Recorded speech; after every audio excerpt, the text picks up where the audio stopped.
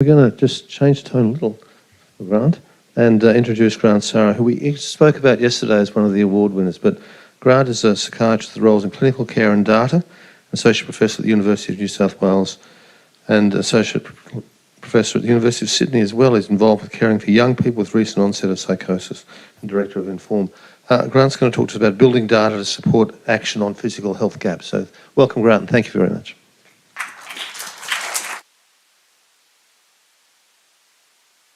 I'll try and do it from here, I think. So while that's all coming up, yeah, look, I did want to just start by thanking everyone for being here on a Thursday morning at the end of a long conference after a lot of words and a lot of PowerPoint slides. And also very much like to thank you, Emily, for your presentation. A very thoughtful and very personal presentation. It's a bit daunting to follow that with a really abstract presentation about population data.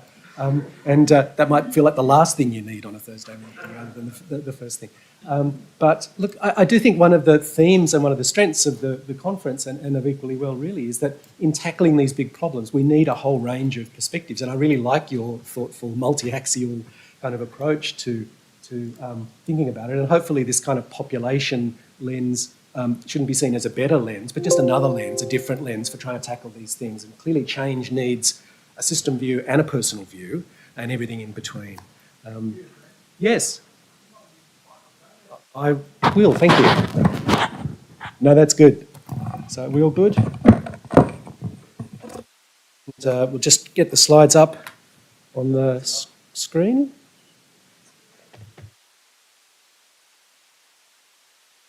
Great. So let me get the technology working here. Should never let old baby boomers near technology. Okay, how do we progress, right? Try the clicker. There we go. So just to start by acknowledging the Gadigal people on whose lands we meet and pay respect to their elders past and present and emerging, and any First Nations people here in the audience today. And also to acknowledge that in the data we present, we're really looking at data from many thousands of people who've used New South Wales mental health services, and that we're very conscious when we do so that we need to do so we do it with gratitude and we do it with respect, and we do it very much with the goal of trying to improve care and in our services. So everyone in this room knows, sound no good still? Okay. Might need the hand mic. Okay, let's try that. Two hands here. Look, I think everyone in this room knows there's a really important gap. That's why we're here, the physical health gap. And I guess we also know not only that the gap is there, but that it's got really complex causes. This is from a recent paper in Lancet Psychiatry called Gone Too Soon, and it's sort of laying out priorities for actions. There's many different frameworks, and I wasn't going to go through any of the text in the boxes, but just to me it kind of visually makes the point that all those blue boxes are risk factors and mechanisms, that the causes are complex and the interactions between those causes are complex. And the strategies that we need to collectively implement are also complex. There's no one cause, there's no one strategy. There's a whole lot of strategies at lots of different levels. And in that sense, as well as the health gap, we've got an evidence gap because, again, we all know there's lots of evidence that we have a problem and that the scale of the problem is substantial. But what we've got less evidence about is the kind of evidence that lets us unpick some of those causes and plan and monitor the strategies. So data about the mechanisms, data about the service models that work better than others, and data to really prompt action and change in services, in health systems, and to monitor that change. And also that even in any individual small health system, there's still a diversity of experience, a diversity of issues and strategies that are needed. So to really allow us to focus in and design strategies that work for different groups of people. So what I wanted to do in this presentation was to touch on four things, just to tell you briefly about the Mental Health Living Longer project, which is our attempt to marshal the data in New South Wales to help support these kind of efforts, to go through a couple of specific findings in a few areas just to give a flavour for the kind of data, and then talk about how we're trying to bring that data together to report to services and help support change efforts, and then talk about next steps and some of the big data gaps that are constantly there and we're constantly still trying to chip away at. So what Mental Health Living Longer is, it's a data linkage project. Health systems and governments collect a lot of data, and we're really trying to make use of all of the data we can that's available to us in New South Wales. So on the left there, you've got a whole range of data collections, our health service data, mental health community teams, hospitals, emergency departments, but also data about physical health, cancer screening registers, and a range of other data, some that we already have, some that we're just on the threshold of getting, like vaccination and notifiable conditions. And then we bring that data together. It's linked by the New South Wales Cheryl, the Health Records Linkage Agency. And we've got data not just on people who use mental health services, but on the whole New South Wales population. So we can understand where the gaps are greatest and where the differences in care and outcomes are greatest. We organised the work around 4 different themes: all-cause mortality, suicide, cancer, and medical and surgical care. And with the goal, really, there's a research component to what we're doing, and we've got research ethics approval from the New South Wales Population Health Ethics Committee and the AHMRC. But our goal is primarily not just to be a research project, it's to really drive change and support policy and change and improvement within New South Wales Health. We've got a project governance committee with representation, and so the steering committee involves the policy parts of the ministry. It involves many of the agencies responsible for care and improvement that need to be the partners in change. And I won't read through them all, but to highlight one as an example, Cancer Institute, New South Wales have been really strongly engaged and supportive of the work. And I'll show you some findings there. We've got consumer and carer representation in the steering committee through our peak bodies for mental health consumers and carers, and also the Health Consumers New South Wales and the New South Wales Mental Health Commission involved. We have Aboriginal Sovereign Steering Committee, we have an academic advisory group, and we've got a small project team, and I'll come back to the project team at the end. But really, in terms of data, if we pick up a paper and look at studies in the sort of large epidemiological studies, they tell us there's a problem, but they don't give us the kind of data that we need for change. And really, for data to be helpful in driving change, it's got to have a few attributes. And it's got to be, ideally, we need data that's actionable, so data about things that we can make a difference to. Life expectancy is a critical measure, but it's difficult to act on directly. There's things, we need to find those data points that tell us about things that we can change. Ideally, it should be recent. It's certainly a challenge with this kind of data that often we're dealing with long time lags, and that definitely affects our data. But we want the data to be as recent as possible. We want it to be as local as possible, and certainly it's an issue.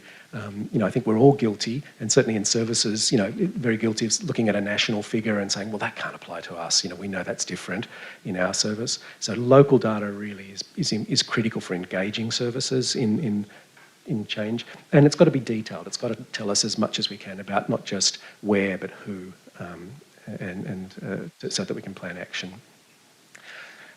So in terms of picking data and trying to focus on what we've got, partly we've been driven by the data sets we've got and trying to work from them. But we've really tried to prioritise data that has some of these kind of attributes, and very much on that prevention of things that are in the influence of health services, because that's really our scope. There's a whole lot, obviously, of social determinants that are equally critical, but they're very hard things for health services by themselves to change. So they haven't been the central focus of our reporting, even though they're critical parts of the problem. So these are some of the examples. I won't read through them all, but these are some of the examples of the types of things where it's possible to see how services and health systems can kind of act on those things. Prevention activities like cancer screening and vaccination, or aspects of access to or quality of specialist care. And I'll walk through a couple of these now. So yeah, in these areas here that are listed there. So the first area to talk about is just we've been looking at cancer screening, and the data for cancer screening is best where there's those big national screening programs.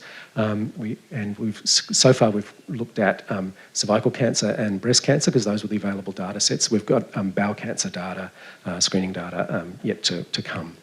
And what we found, we looked at the 2-year screening participation rate in women who use mental health services in New South Wales.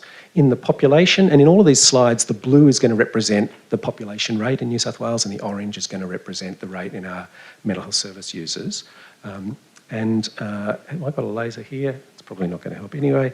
But yes, you can see there's a gap there. 40%, only 40% of our mental health service users had recent cervical cancer screening, compared to 54% of other women of the same age in New South Wales. So that's a rate ratio, if you look at those rates, adjusted for age and sex and disadvantage of 0.74. Now, that might not look like a big gap, but we estimate that that's about 16,000 people, that gap. So if we could bring that screening rate up to the rate of the rest of the population, that would be an additional 16,000 people that would be screened. And we know that screening reduces your risk of mortality from cervical cancer by half if you're a participant in screening.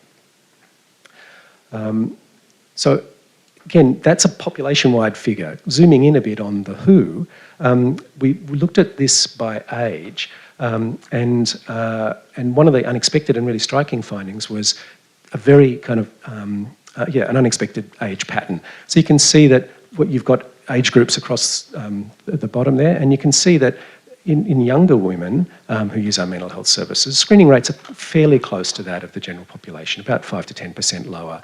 But in women from 30 onward, it reduced, and then particularly in mental health service users aged 60, 65, the rates were really, really low.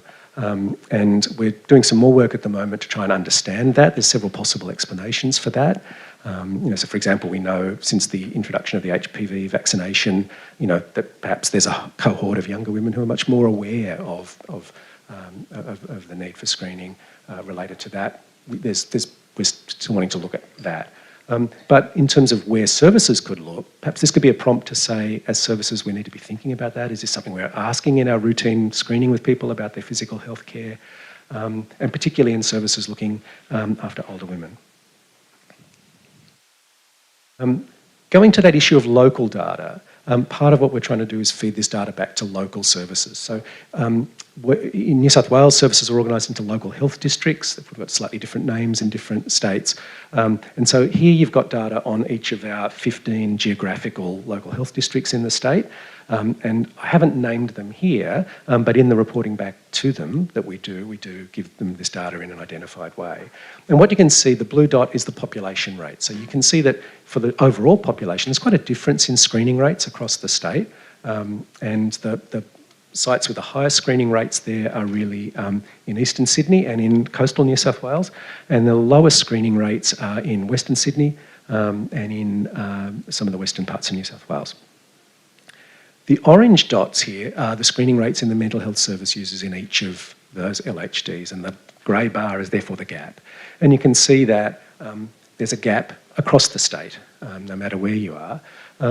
The gap varies, and in some areas you can see a couple of LHDs there in the middle where the gap's actually quite small, where mental health service users still have a gap, but it's less than in many other areas and closer to the population rate.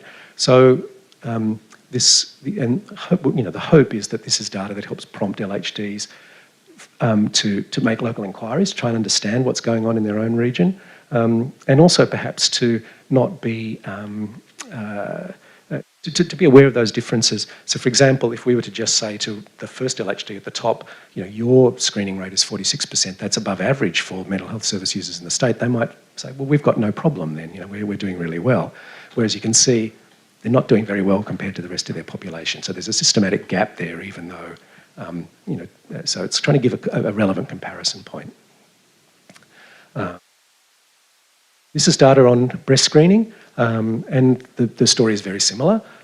So we've got in women aged 50 to 74, which is the target age range for the breast screen program, 53% of the New South Wales population is screened through mammography, only 30% of mental health service users in that age group, so a rate ratio of 0.57. So similarly, this is the same kind of graph. You can see in the broader population, if you just focus on the blue dots for a moment, the LHDs at the top there are mainly rural and regional, so screening rates are actually at a population level higher in rural and regional New South Wales. The breast screen programs very much run through those vans in the road that kind of visible and kind of there's good community awareness and support. And so screening rates are higher in the rural LHDs. And again, you can see there's gaps right across the board, but the gaps do vary from LHD to LHD. So that's two areas of cancer screening. I want to move to talk about preventable hospitalisations. So we looked at some data on about 180,000 people who had used our community mental health services over 2 years, and looked at overall preventable hospitalisations. So preventable hospitalisations, it's a set of conditions defined by the National Quality and Safety Commission where with good integrated care, good primary care, most of these or many of these should be able to be avoided. So it's an indirect measure of how well is the primary care and the preventative care system working for you or for your region. These are the set of conditions. There's about 21 conditions grouped into 3 groups. Chronic conditions like chronic airways disease and diabetes, acute conditions like asthma and infections, and vaccine preventable conditions. So we found that people with mental health who use our mental health services were 2.6 times as likely to have an admission, had more admissions per person, and ended up therefore, and stayed longer, and so in hospital, and therefore were impacted with more than 5 times the number of bed days than other New South Wales residents of the same age. So these blue bars here are what you would expect if our mental health service users had admissions to hospital at the same rate as other New South Wales residents. That's what you would expect to see. What we saw instead was this.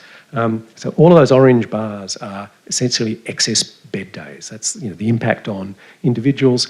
And what really struck us in this data is the areas where it was greatest. Now, some of them are sadly probably expected to people in this audience who are kind of informed about the scale of the problems and the type of problems. So you can see at the top there, chronic obstructive airways disease, diabetes complications, cellulitis and infections. But what really struck us also was down here at the bottom, vaccine preventable conditions, which I guess was something that we didn't expect to see at quite that scale. So that prompted us to do some more work, which I'll come to in a second.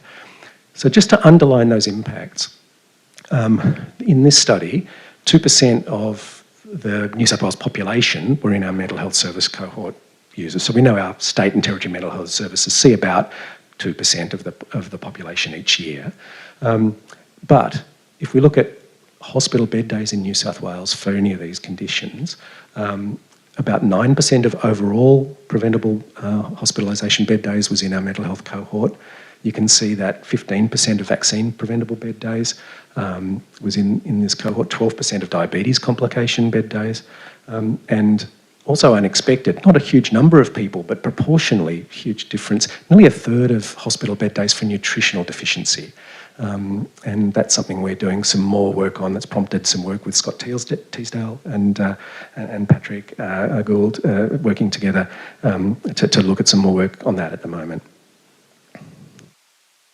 Back to the vaccine preventable conditions, which is we've been keen to look at, which is one of those areas where it's possible to really see room for prevention, room for action. So what we found was that really the bottom line was that people who used our mental health services had more than 3 times the risk of admission for vaccine preventable hospitalisations. We looked at about 17 or 18 different vaccine preventable conditions in 3 groups: respiratory conditions like flu and COVID, hepatitis B, and a range of other conditions. Excuse me. And you can see here the orange bar is the rate per 1,000 people. In mental health service users, the blue is the rate in the New South Wales population. And the kind of ratios of those are shown below. The light grey bar is just if you just simply divide them, but because mental health service users in this group were younger than the New South Wales population, when we adjust for age, that's the darker grey bar. So that's the 3.2 times extra risk. Now this is that same comparison of our local health districts for that measure. So here, the left-hand side is you want the rate to be low, not high. With screening, we wanted it to be high. But here we want the rate to be low. And you can see that if you just look at the blue dots for a moment, the highest rates of vaccine-preventable hospitalisations in the general population are in the city, and lower rates in the rural LHDs. But you can see there's gaps in all areas, and it varies, and in some LHDs as high as nearly 4 times the rate in mental health service users compared to other members of the population.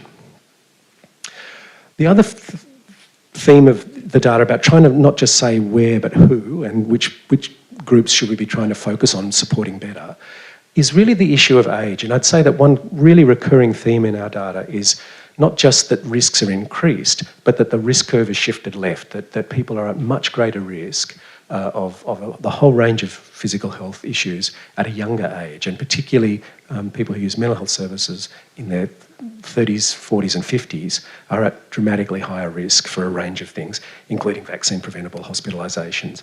So the main thing to focus on in this graph is just the shape of these curves. If the risk was the same, each of those curves would be kind of symmetrical. The blue side and the orange side would look the same, but clearly they don't. The risks are much higher and they bulge out there in people in their 40s and 50s. And you can see that's what those grey bars on the right are showing. They're showing that in that age group, so for example in men in their 40s and 50s who use mental health services, the risk of vaccine-preventable hospitalisation was about 6 times the rate of other men of the same age. So really, again, perhaps leading to areas we could try and target to help provide better support. So just to quickly talk about, because I've just flashed up a whole lot of slides at you, and probably it's hard to keep track of all of those findings. And if we're doing that to our health services, part of the dilemma for them is, well, what should I pay attention to? Where should I focus in trying to make improvements? So we're trying to bring this data together in a way that supports change. And as part of that, we're trying to develop these sort of integrated physical health, mental health report cards that combine those measures. So what this is an example of that. So here's on the left, you'll see there's a range of measures there. I'm not sure whether you can read them at the back, but we've got life expectancy, breast and cervical screening, preventable hospitalisations overall, acute and chronic, and some vaccine-preventable admissions. So they're examples of what we've got currently. The blue line down there is the New South Wales average. The orange dot is the average for mental health service users across the state. So that's that gap that we've been looking at. And you can see what we've done is we've just standardised the scores, so statistically adjusted them so that they can all be shown on the same scale. And we've also flipped it so that you're not having to think, well, hang on, for some things good is bad, and so high is good, and some things low is good. So we've flipped it so that the good direction is to the right, better health to the right, worse health to the left. And then for each individual LHD, we can then drop that LHD on that graph. So here's one LHD, and this is showing, for example, an LHD whose overall life expectancy at the top there, that blue dot, is quite close to the New South Wales population average. Their breast screening rates and cervical screening rates are above average, and they're slightly below average on preventable hospitalisations.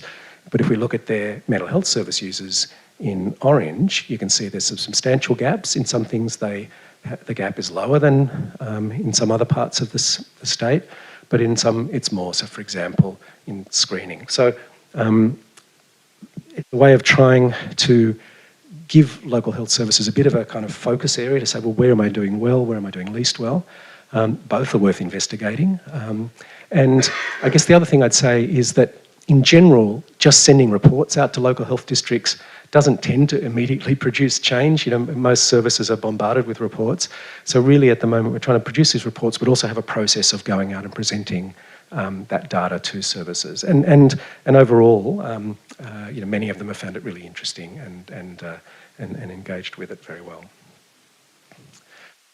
Our goal over the next year is to keep filling in those reports and keep filling in the data. So this is, so that we can try and really build up a proper suite of measurements that involve both the processes of care and the outcomes of care across that spectrum from prevention through to care and outcomes. The things in black are the things that we've kind of got the data for now. The things in red are the things that we're still working on. but with hope to get soon. So just 1 minute, okay. Just a couple of. There's a few areas here that John's given me the green light. You're in trouble. 3 minutes, okay. I'll move quickly. Look, just to briefly say, I'll just highlight this as one area that we're working on at the moment. Access to surgery is an area that really hasn't been discussed much in this conference. It's a really neglected area in looking at this whole issue of physical health care, and yet we use surgical access as a measure of our health system all the time. I mean, surgical waiting lists are on the front page of papers. There's reasons to think that people living with chronic mental health conditions might have both more need for surgical care, but also less access. And so we've been trying to look at that. And what we've found is that overall in New South Wales, that people who use our mental health services are about 20% more likely to have any surgery, but much more likely, nearly 4 times as likely to have emergency surgery. So there's a very different mix of planned and emergency surgery. And when we look at it and break down a bit more, what we've got here is some procedures that AHW uses as kind of sentinel procedures, as measures of surgical access. At the top there's a group where you can see lots of pink. They're all the surgeries where both the planned and the emergency surgery rates are higher. That's coronary artery grafting, coronary angioplasty, gallbladder surgery, appendix, emergency surgery which in our health system there is at least some level of free access to in a life-threatening situation. The ones at the bottom, where you've got blue, the rates are significantly lower, and that's cataract surgery, knee replacement, hip replacement, things that are chronic and disabling and have a big impact on your life, but there's big financial barriers. Largely, you've got to have private insurance to access or to access quickly.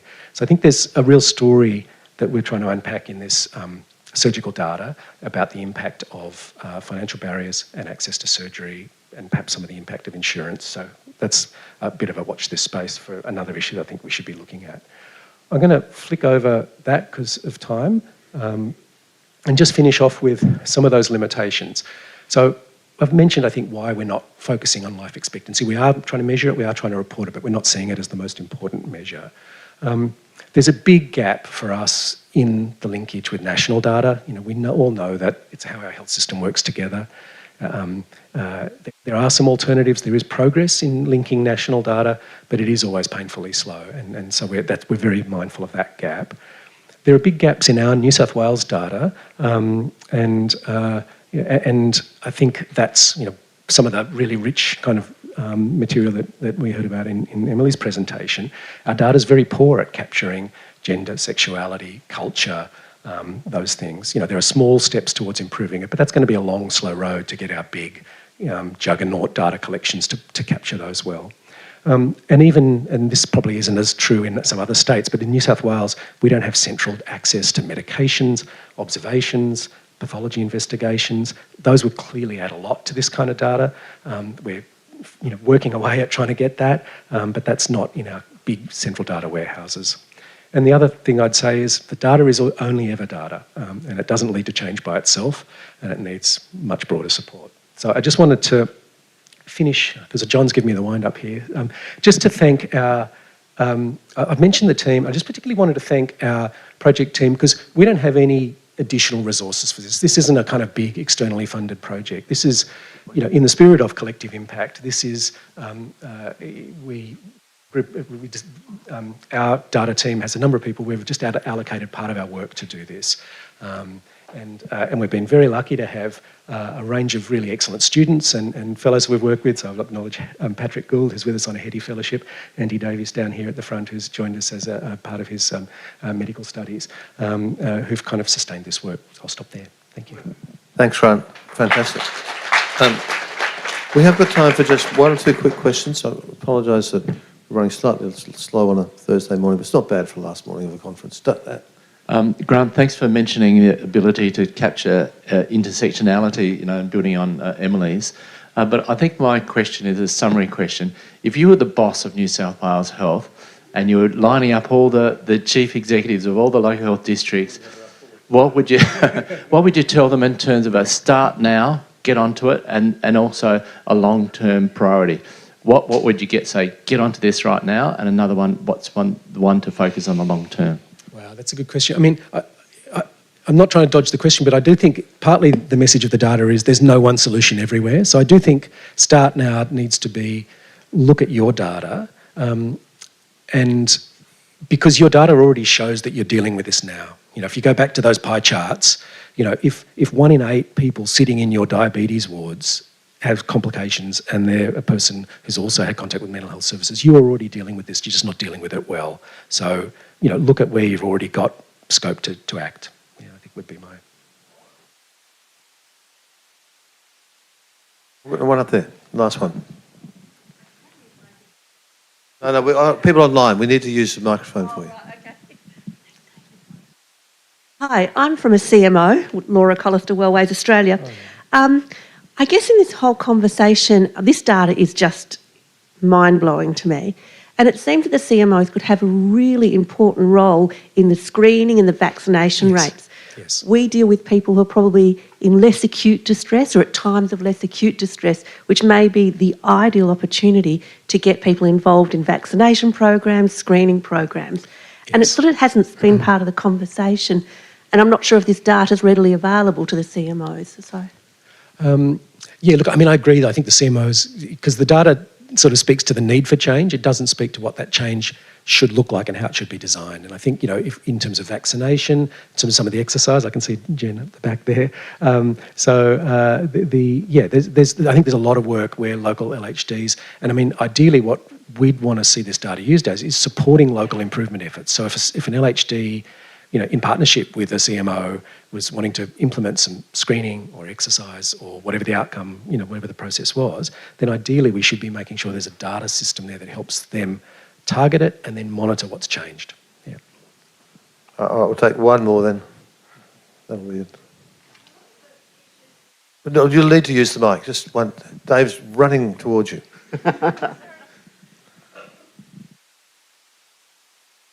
Sorry, Linda Walton from Mental Health Carers, New South Wales. Yes.